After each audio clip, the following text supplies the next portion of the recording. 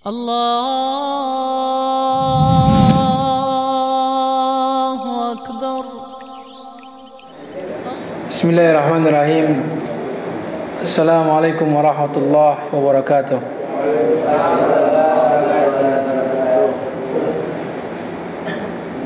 إن الحمد لله نحمده ونستعينه ونستغفره ونعوذ بالله من شرور أنفسنا وسيئات أعمالنا من يهده الله فلا مضل له ومن يضلل فلا هادي له وأشهد أن لا إله إلا الله وحده لا شريك له وأشهد أن محمدا عبده ورسوله.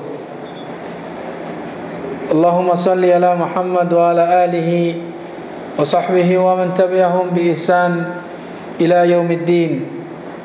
أما بعد، أحبتي في الله أكرمني وأكرمكم الله.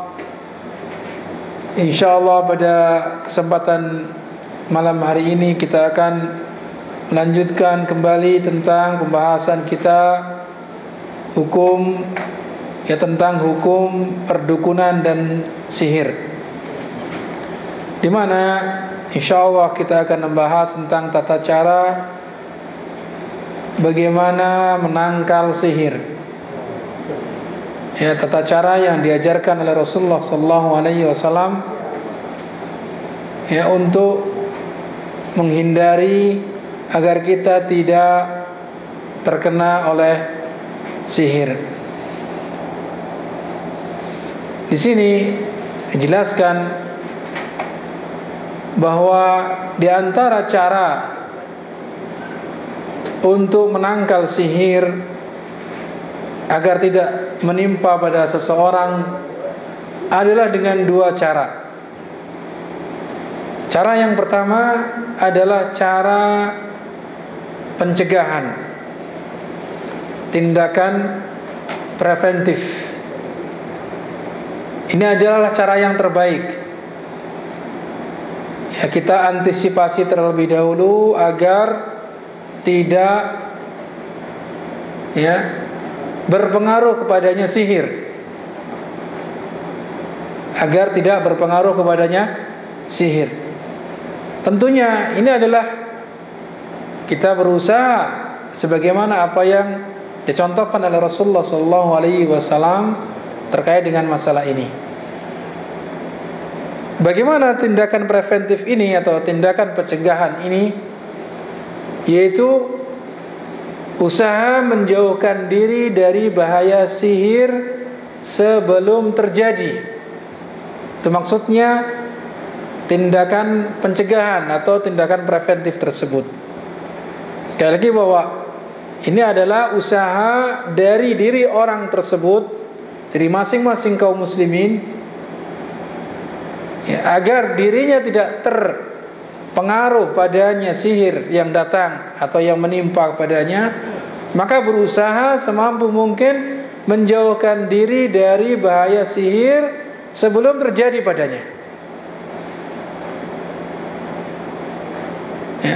Cara yang paling penting dan paling bermanfaat adalah terkait dengan masalah tindakan preventif ini dengan melakukan zikir yang disyariatkan. Sekali lagi bahwa sihir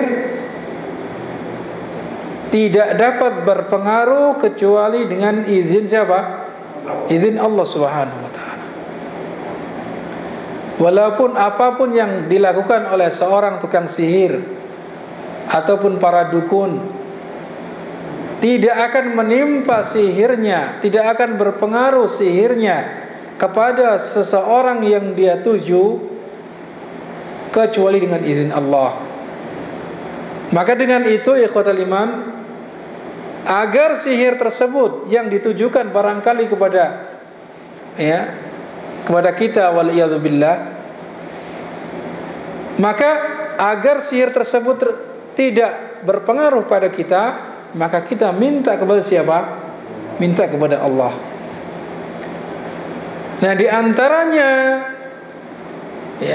bahwa Allah memberikan petunjuk kepada Rasulullah SAW melalui Rasulnya, mengajarkan kepada umatnya bahwa seseorang akan tercegah dari atau tidak akan berpengaruh kepadanya sihir yang datang kepadanya dengan melakukan zikir kepada Allah Subhanahu wa taala dengan zikir-zikir yang disyariatkan. Di antaranya juga dengan membaca doa dan ta'awud. Ta'awud artinya apa? Doa perlindungan, meminta perlindungan kepada Allah, atau yang sering disebut dengan isti'adzah.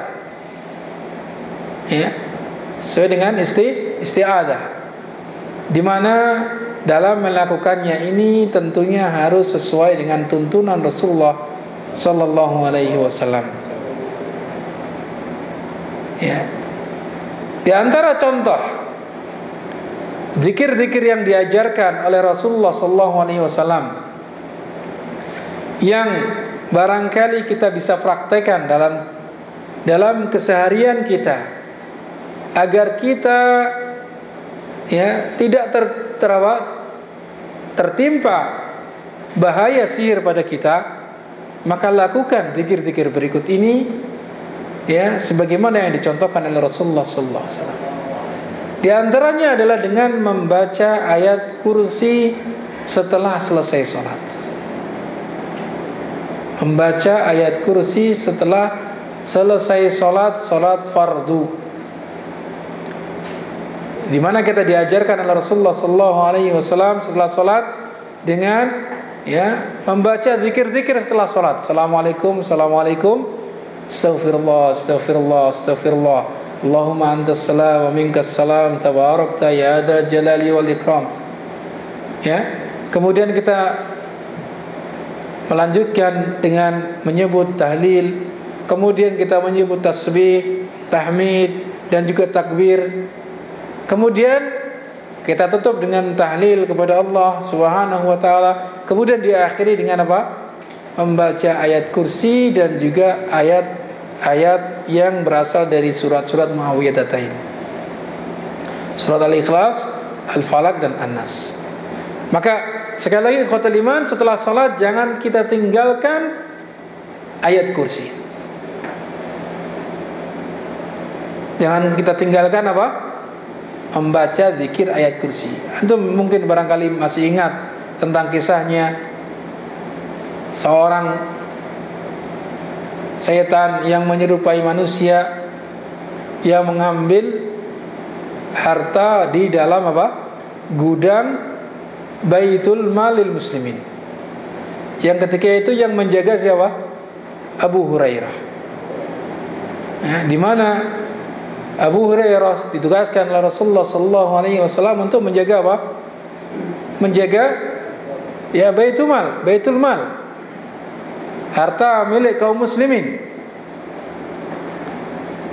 Lalu datanglah di malam hari setan yang menyerupai manusia, yang pada awalnya Abu Hurairah tidak mengerti. Dengan menampakkan diri seorang tua yang membutuhkan, lalu dia mengambil harta yang berada di mana? Yang berada di dalamnya. Nah, ternyata Abu Hurairah mengetahui. Kemudian ditangkaplah orang tersebut. Maka ketika ditangkap, ditanya, kenapa kamu mengambil ini? Kemudian dia beralasan, saya membutuhkan, saya punya anak dan istri, saya tidak bisa berusaha dan seterusnya. Maka bebaskanlah saya. Akhirnya dibebaskan karena merasa kasihan.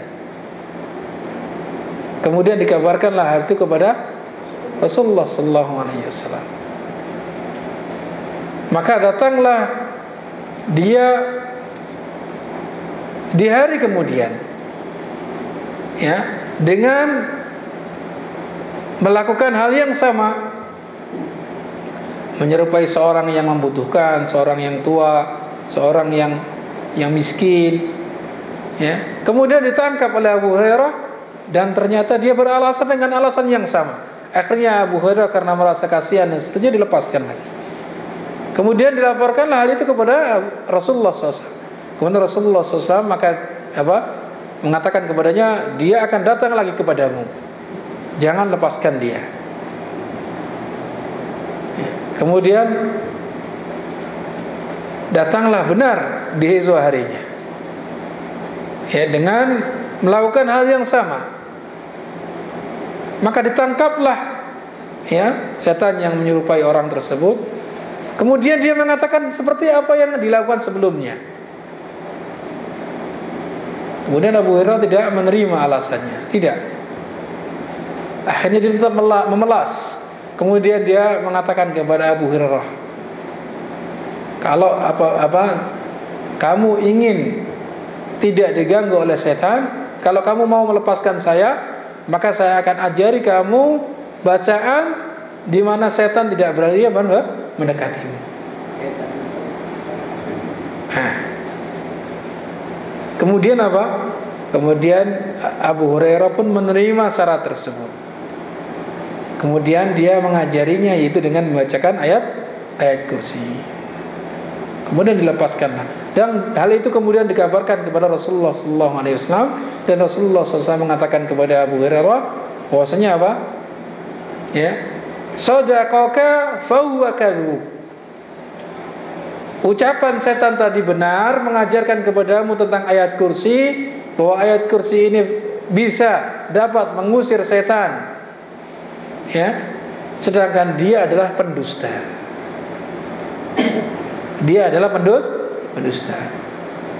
Ini menunjukkan bahwasanya ayat kursi ini fungsinya sangat, keutamanya sangat besar. Di antaranya adalah dapat mengusir setan, tidak dapat menjadikan seorang terganggu darinya. Dan sihir adalah pengaruhnya dengan cara apa? Dengan cara bantuan setan. Oleh karena itu, ketika seorang membaca ayat kursi, maka niscaya setan tidak akan dapat mendekatinya. Kemudian ikhwatal iman, akramani wa akramakumullah, dan juga jangan lupa membaca zikir, membaca ayat kursi ini di pagi dan petang, di waktu pagi dan di waktu petang. Karena banyak disebutkan dalam hadis bahwasanya seseorang yang membaca ayat kursi di pagi hari, maka dia akan terjaga dari setan hingga sore hari. Demikian pula ketika dia membaca di sore hari, maka dia akan terjaga dari setan hingga apa? Hingga pagi hari. Ini keutamaannya. Selanjutnya, zikir yang bisa kita baca adalah membaca surat Al-Ikhlas, Al-Falaq, dan An-Nas. Ini yang sering disebut dengan Al-Mu'awwidhatain. Diungkapkan Al-Mu'awwidhatain. Al-Mu'awwidhatain ini adalah dua surat, ya, yang di situ kandungannya adalah meminta perlindungan kepada Allah. Penyebutan Al-Mu'awwidhatain ini, ya, ini adalah untuk aghlabiyah saja. Maksudnya ada 3 surat itu. Al-Mu'awwidhatain pada asalnya Al-Falaq dan An-Nas, akan tapi ini untuk menyebut 3 surat itu, karena menyebut untuk aghlabiyah, keumumannya. Kapan dibacanya? Dibacanya setiap selesai sholat 5 waktu. Membacanya, ya, 3 kali di pagi hari sesudah sholat subuh. Demikian pula menjelang malam sesudah sholat maghrib. Sebagaimana hal itu disebutkan dalam hadis-hadis Rasulullah SAW, di antaranya adalah hadis yang diriwayatkan oleh Abu Dawud, Tirmidzi, dan juga An-Nasai, di mana membaca surat-surat Al-Mu'awwidhatain tadi, Al-Ikhlas, Al-Falaq, dan An-Nas, ketika setelah sholat fardu, di mana ketika setelah subuh berapa kali? 3 kali. Setelah sholat malam, sholat maghrib berapa kali? 3 kali. Adapun selainnya cukup sekali-sekali. Salam. Ini terkait dengan masalah zikir yang dapat kita baca. Di antara zikir yang lain, ikhwatal iman, adalah dengan membaca 2 ayat terakhir dari surat Al-Baqarah. Ya, membaca 2 ayat terakhir dari surat Al-Baqarah. Itu ayat yang ke-285 hingga 286. Ini apa bunyinya? Amanar rasulu bima unzila ilaihi min rabbih wal mu'minun, hingga akhir ayat. Ya, hingga akhir ayat. Ini juga dibaca. Kemudian banyak berlindung dengan kalimat-kalimat Allah yang sempurna. Di antaranya dengan membaca a'udzu bikalimatillahi tamma min syarri ma khalaq. Min syarri ma khalaq. A'udzu bikalimatillahi tamma. Aku berlindung kepada Allah dengan kalimat-kalimatnya yang sempurna, dengan kalimat-kalimat Allah yang sempurna, ya. Min syarri ma khalaq, dari keburukan apa yang Allah ciptakan. Jadi keburukan apa saja yang berupa makhluk Allah Subhanahu wa taala. Baik itu makhluk yang berupa manusia, makhluk yang berupa jin ataupun setan, dan makhluk yang berupa hewan-hewan yang barangkali dapat mengganggu manusia. Ini hendaknya kita mengucapkan itu. A'udzu bikalimatillahi tammah min syarri ma khalaq. Hendaknya dibaca pada malam hari dan di siang hari ketika berada di suatu tempat. Misalkan antum berada di suatu tempat, di rumah ataupun di luar rumah, di pasar misalkan, atau di tempat yang antum baru turun di tempat tersebut,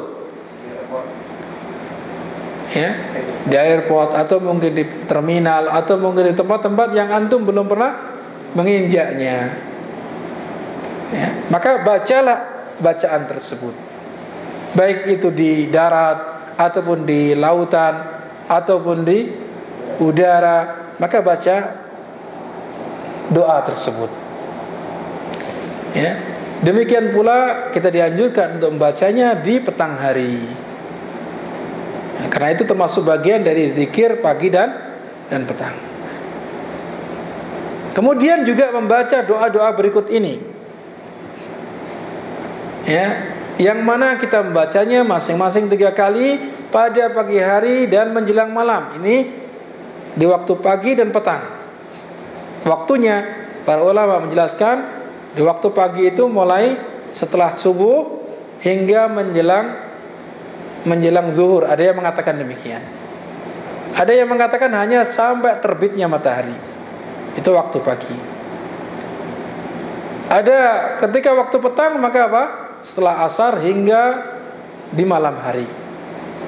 Ini di waktu pagi dan petang. Di antaranya adalah yang kita baca Bismillahilladzi la yadurru ma'asmihi syai'un fil ardi wala fis sama'i wa huwas sami'ul alim.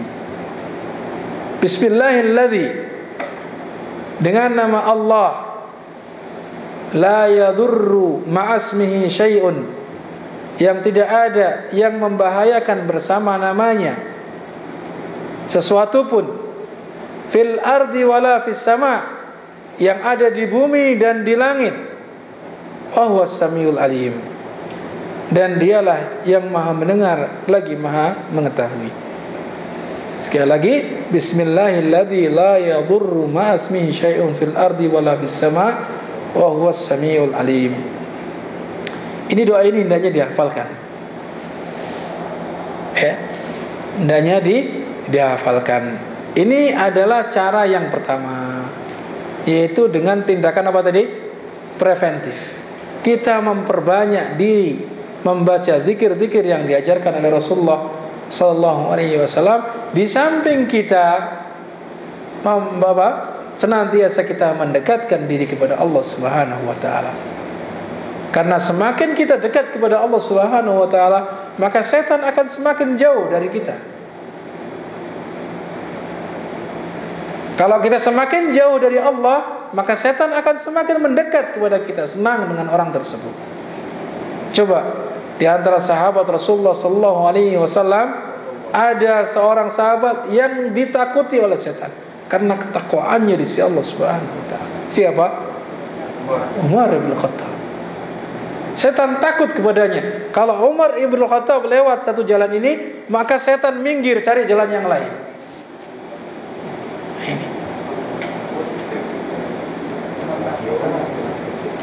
Ini karena apa? Saking tingginya keimanan Umar bin Khattab radhiyallahu anhu. Dan itu diantara kelebihan yang dimiliki oleh beliau radhiyallahu anhu.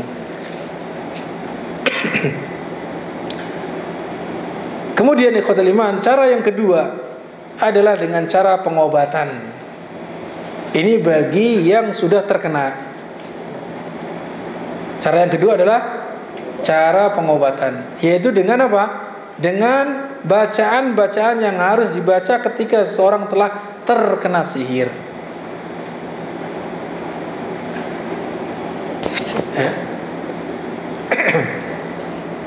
Adapun bacaan yang bisa dibaca, ya, yang bisa dibaca adalah yang pertama,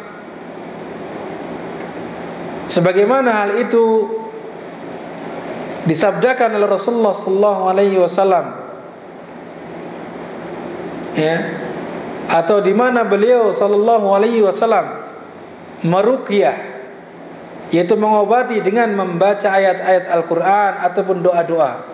Antum harus ingat, maksud dari ruqyah adalah membaca ayat-ayat Al-Qur'an ataupun doa-doa yang diajarkan oleh Rasulullah sallallahu alaihi wasallam kepada orang yang sedang sakit.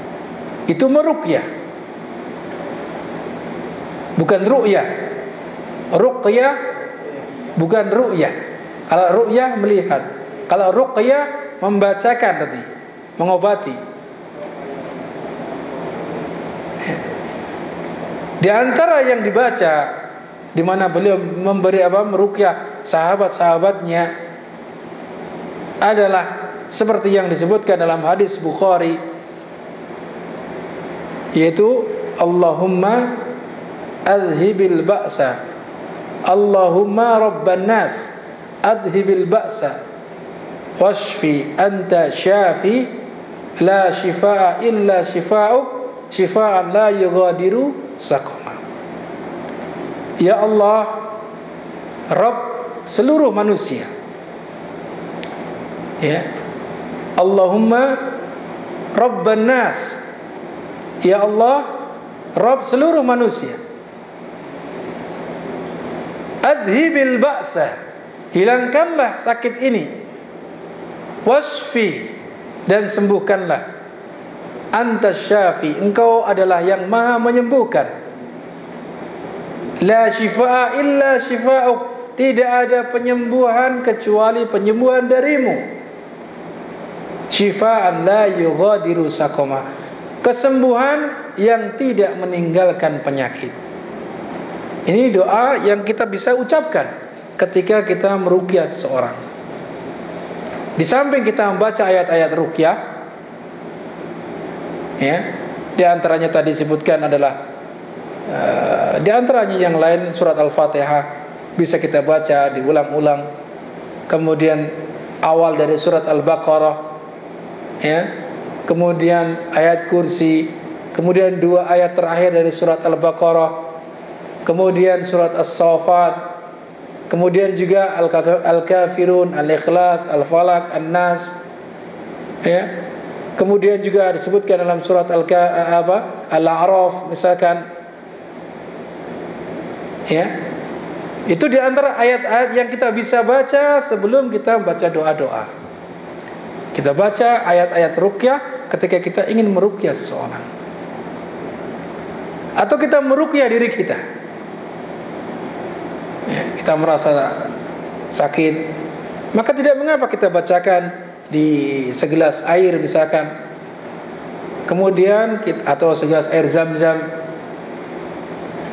atau mungkin yang berupa minyak zaitun misalkan, kita bacakan ayat-ayat Al-Quran, kemudian kita minum air tersebut, jika air Zam-Zam atau yang sejenisnya, atau misalkan kita minyak zaitun ingin kita oleskan, maka kita oleskan, tidak mengapa, ya.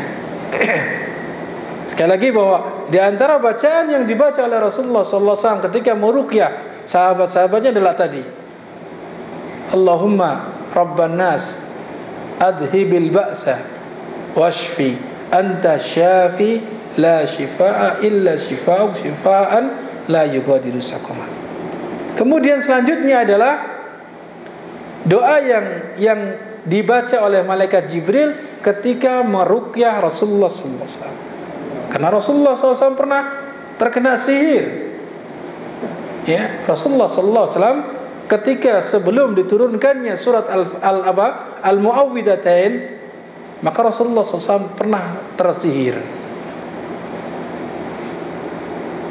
Ya, yang menyihir adalah orang Yahudi, Labid bin Al-A'sam. Ya, disihir oleh Labid ibn Al-A'sam. Ini adalah orang Yahudi, di mana Rasulullah SAW tersihir seolah-olah apa? Kemudian dia merasakan sakit, ingat, tidak ingat begitu. Kemudian datanglah malaikat Jibril kepadanya. Disebutkan dalam hadis yang diriwayatkan oleh Sa'id, ya, Abu Sa'id Al-Khudri radhiyallahu anhu, bahwasanya di dalam hadis Muslim, datang malaikat Jibril kepada Rasulullah SAW, kemudian berkata kepadanya, wahai Muhammad, apa engkau mengeluhkan sesuatu? Kemudian Rasulullah SAW menjawab, iya. Maka malaikat Jibril pun meruqyahnya dengan membaca, ya, dengan membaca apa? Bacaan Bismillahi urqiq, Bismillahi urqiq min kulli syai'in yu'dhik min syarri kulli nafsin aw ainin hasid Allahu yasfik Bismillahi urqiq. Ini bacaan yang dibaca oleh malaikat Jibril ketika meruqyah Rasulullah SAW. Bismillahi urqiq min kulli syai'in yu'dhik. Dengan nama Allah aku meruqyahmu dari segala yang menyakitkanmu. Bismillahi urqika min kulli syai'in yu'dhik min syarri kulli nafsin aw ainin hasid. Dari seluruh kejahatan setiap diri atau dari pandangan mata jahat yang penuh kedengkian, penuh hasad, ya. Allahu yasfik, mudah-mudahan Allah menyembuhkanmu. Bismillahi urqik, dengan menyebut nama Allah aku meruqyahmu. Ini bacaan yang dibaca oleh malaikat Jibril ketika beliau meruqyah Rasulullah sallallahu alaihi wasallam ketika terkena sihir. Dan bacaan ini hendaknya diulang-ulang sebanyak 3 kali. Bismillahi urqiq min kulli syai'in yu'dhik min syarri kulli syai'in min syarri kulli syai'in aw ainin hasid, ya, min syarri kulli nafsin aw ainin hasid Allahu yasfika Bismillahi urqiq. Ini di antara bacaan yang bisa kita baca. Kemudian yang ketiga caranya, bahwa pengobatan sihir cara lainnya, terutama bagi laki-laki yang tidak dapat berjima dengan istrinya misalkan karena terkena sihir, maka caranya adalah dengan mengambil 7 lembar daun bidara yang masih hijau. Pernah lihat daun bidara? Daun bidara, ambil 7 lembar yang masih hijau, kemudian ditumbuk dengan 2 batu. Ditumbuk atau digerus dengan 2 batu. Artinya apa? Seperti coek. Itu 2 batu. Ini Ini berarti bukan dengan kayu, menggerusnya bukan dengan kayu, tapi dengan apa? Dengan batu. Sesudah itu dimasukkan ke dalam bejana secukupnya untuk mandi. Artinya gerusan daun bidara tadi dimasukkan ke dalam air yang akan digunakan untuk mandi. Kemudian bacakan ayat kursi pada bejana tersebut. Bacakan ayat kursi pada bejana tersebut. Bacakan pula surat Al-Kafirun, Al-Ikhlas, Al-Falaq, dan juga An-Nas. Ditambah dengan bacaan ayat-ayat sihir di dalam surat Al-A'raf. Disebutkan dalam surat Al-A'raf ayat 117 hingga 119. Dan juga disebutkan dalam surat Yunus ayat 79 sampai ayat 82. Dan juga surat Thaha ayat 65 hingga 69. Ini ayat-ayat yang bisa dibaca ketika seorang ingin mengobati orang yang sedang terkena sihir. Di antaranya adalah seperti sihir seorang yang tidak bisa menggauli istrinya. Ini adalah tadi dengan cara demikian. Dan ini juga tidak hanya khusus pada seperti itu, boleh. Misalkan ada seorang yang tersihir yang lainnya dilakukan dengan cara ini, maka tidak mengapa. Seperti terkena ain misalkan, ain yang jahat karena dengki, barangkali dia memiliki kenikmatan tersendiri, kemudian dia melihat kenikmatan tersebut, dia hasad kepadanya. Akhirnya dengan pandangan hasadnya tersebut menyebabkan dia menjadi sakit. Maka kewajiban bagi kita orang tua ketika memilih anak kecil, maka jangan lupa bacakan kepadanya setiap pagi dan ketika dia mau tidur, untuk membacakan ayat-ayat agar dia terhindar dari ain, dari pandangan mata yang jahat. Karena tidak tahu, ya. Bahkan bisa jadi pandangan jahat itu datang dari suami kepada istrinya. Bisa jadi. Bisa jadi ketika istrinya barangkali berdandan dengan dandanan yang luar biasa ingin menyambut suaminya, ya. Tahu-tahu dia pulang karena saking kagumnya kepada istrinya, tanpa dia membaca bismillah, tanpa meminta perlindungan kepada Allah, langsung saja bisa jadi ini menyebabkan dia terkena terkena ain. Ini.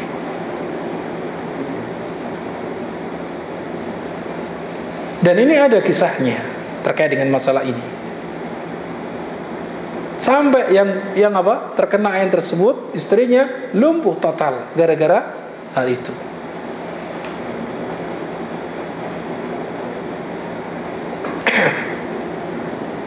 Kemudian banyak anak-anak kecil yang barangkali sedang dibawa ke pasar, ya, di tempat-tempat yang di sana banyak orang yang tidak jelas, ya, tidak terjaga hatinya.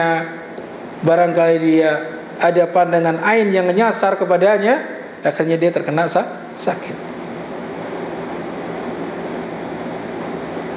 Dan itu pernah terjadi. Ya. Bukan hanya pernah terjadi, banyak yang terjadi seperti itu. Ya, banyak yang terjadi. Tahu-tahu pulang panas tinggi mendadak. Tidak tahu menahu, tahu-tahu panas mendadak tinggi. Nah, ini tidak lain adalah dengan sebab apa? Dengan sebab tadi. Jadi ada orang yang ada ain yang, maka kewajiban bagi kita, bagi orang tua yang memiliki anak-anak kecil yang belum mampu membaca ayat-ayat untuk berzikir sendiri, maka bacakan, kemudian diusapkan pada tubuhnya. Usapkan pada tubuhnya. Di pagi hari atau mungkin di malam hari ketika mau menjelang tidur. Kemudian bagi kita yang sudah mampu membaca, maka baca untuk diri kita sendiri. Sebagaimana tadi tindakan preventif, tindakan pencegahan tadi. Ayat-ayat yang kita mampu membacanya, terutama tadi ayat kursi, kemudian Al-Mu'awwidhatain, Al-Ikhlas, Al-Falaq, An-Nas, ya. Kemudian doa-doa yang diajarkan tadi, jangan sampai kita tidak menghafalnya. Ataupun kita belum menghafalnya, tidak mengapa kita membaca. Tidak mengapa kita membaca. Kemudian selanjutnya adalah meruqyah dengan ayat-ayat Al-Quran yang lain. Kita membaca surat Al-Baqarah, tidak mengapa. Ya. Ataupun surat-surat yang di situ terkandung apa? Ayat-ayat sihir, seperti yang dicontohkan tadi pada surat Al-A'raf, surat Yunus, ya, surat Toha, dan juga surat As-Saffat misalkan.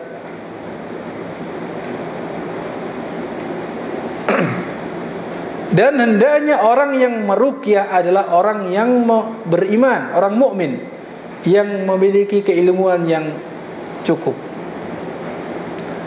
akidahnya yang kuat, akhlaknya yang baik, dan juga ibadahnya yang terjaga. Dan juga disarankan bagi yang sudah menikah, ini ketika dia ingin meruqyah orang lain. Ketika dia ingin meruqyah siapa? Orang lain. Akan tapi bukan berarti ini, ya, kita tidak meruqyah diri kita sendiri, tidak berarti begitu. Kita tidak mengapa, kita apa? Bahkan dianjurkan kita sendirilah yang berusaha membentengi diri kita sendiri. Kalau kita sakit misalkan, kita mampu meruqyah diri kita, kita lakukan diri kita sendiri. Kita minta kepada Allah. Karena tidak lain adalah ruqyah, tidak lain kita berdoa kepada Allah Subhanahu wa taala agar kita disembuhkan dari sakit kita. Maka alangkah bagusnya ketika kita apa? Ketika kita berdoa sendiri, langsung minta kepada Allah Subhanahu wa taala. Karena ketika seseorang meminta untuk diruqyah, berarti ini sudah apa? Mengurangi sisi tauhidnya dia kepada Allah Subhanahu, sisi tawakalnya dia kepada Allah Subhanahu wa taala.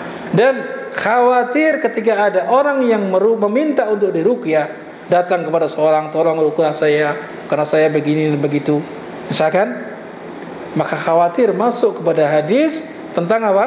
Tentang bahwa di antara syarat-syarat orang-orang yang masuk ke dalam surga tanpa hisab dan juga tanpa azab, jadi langsung masuk surga tanpa dihisab, tanpa diazab, di antara syaratnya adalah la yastarqun. Mereka adalah orang-orang yang tidak meminta untuk diruqyah.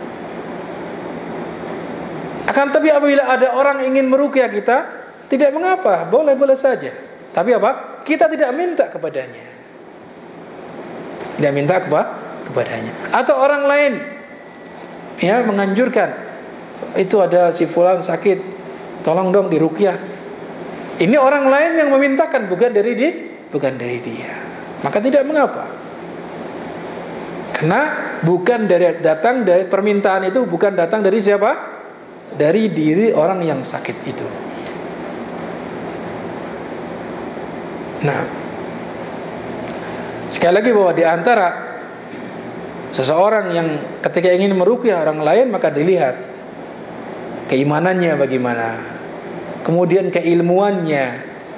Karena barangkali, ya, karena yang sering, kalau yang sering ketika diruqyah, maka apa? Maka seolah-olah muncul suara darinya, yang suara tidak seperti suara biasanya dia. Bahkan bisa jadi muncul suara perempuan. Ketika diruqyah muncul suara perempuan. Nah, bingung. Kalau tidak tidak tahu ilmunya, atau orang yang ilmunya pendek, rendah, maka dia akan menjadi bingung. Apa yang harus saya lakukan ini? Bisa jadi setan, namanya setan, menggoda manusia, mengganggu, menjerumuskannya kepada kesesatan. Bisa jadi. Saya mau keluar dari tubuh ini dengan syarat begini. Kalau orang tidak tahu ilmu, tidak memiliki ilmu yang kuat, maka bisa jadi dia akan menuruti. Akhirnya justru menjerumuskan dia ke dalam apa? Ke dalam kesyirikan. Waliyadzubillah. Maka sekali lagi harus orang yang memiliki ilmu. akidahnya kuat, akhlaknya juga baik. Barangkali akhlaknya orang yang meruqyah akan dibongkar oleh siapa? Oleh setan tadi yang kurang ajar tadi. Bisa jadi dia tahu, wah kamu biasanya ngerokok di jalanan tuh kan, nah, repot. Lu kemarin saya lihat kok bapak gandengan tangan dengan si fulana. Nah, ini bahaya. Kalau tidak memiliki akhlak yang baik, dibongkar di hadapan umum. Namanya setan. Setan itu apa? Pendusta, walaupun dia bisa jadi tidak benar, ya. Itu untuk menjerumuskan manusia. Maka harus memiliki akhlak yang baik. Dan ibadahnya juga terjaga. Ibadahnya juga terjaga. Kemudian yang selanjutnya adalah cara pengobatan lainnya adalah, dan ini adalah merupakan cara yang paling bermanfaat, adalah berupaya mengerahkan seluruh tenaga dan daya upaya untuk mengetahui di mana tempat sihir itu terjadi. Ya, di mana buhul atau ikatan-ikatan itu disimpan. Apakah di gunung,